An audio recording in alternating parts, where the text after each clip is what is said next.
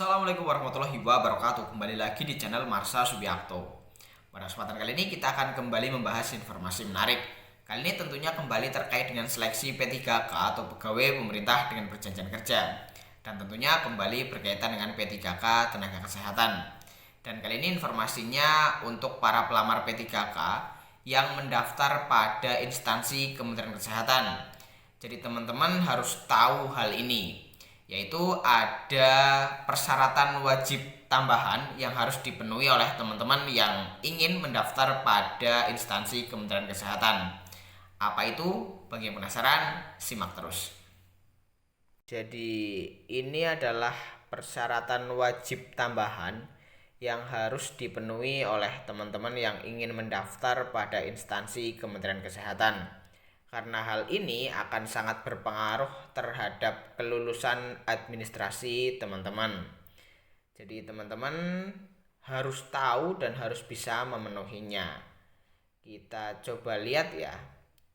Persyaratan wajib tambahan: memiliki pengalaman pada bidang kerja yang relevan dengan jabatan yang akan dilamar, minimal 2 tahun di rumah sakit dengan kekhususan rumah sakit yang sama sesuai data di lampiran 12.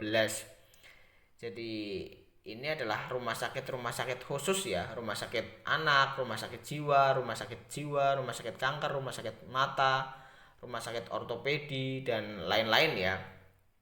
Jadi teman-teman yang ingin mendaftar pada rumah sakit tersebut, misal rumah sakit ortopedi ya, teman-teman juga harus berasal dari rumah sakit ortopedi. Tidak boleh berasal dari rumah sakit umum daerah ataupun rumah sakit umum pusat. Jadi harus rumah sakit khusus, sama seperti rumah sakit tujuan yang ingin didaftar. Hal ini sangat penting agar teman-teman bisa lolos pada seleksi administrasi pada seleksi P3K di tahun 2022 ini.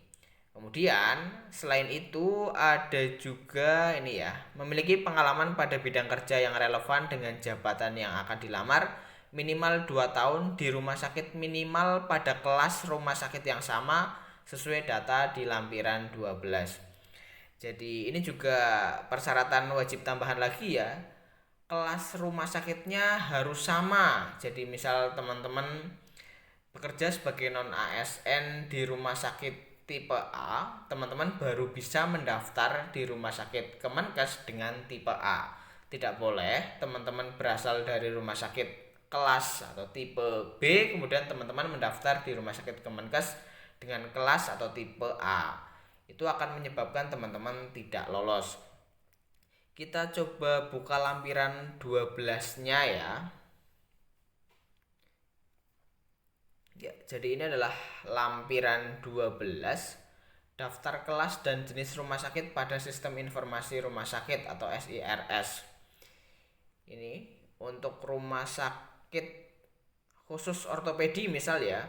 Ini ada RS Ortopedi Profesor Dr. Suharso Surakarta, khusus ortopedi, kelasnya A. Jika teman-teman berasal atau bekerja sebagai non ASN di rumah sakit tersebut, teman-teman baru bisa mendaftar di rumah sakit tersebut ya, atau rumah sakit khusus ortopedi. Tidak boleh berasal dari rumah sakit umum ataupun rumah sakit khusus yang lain. Kemudian untuk kelasnya di sini juga sudah ada daftar kelasnya ya.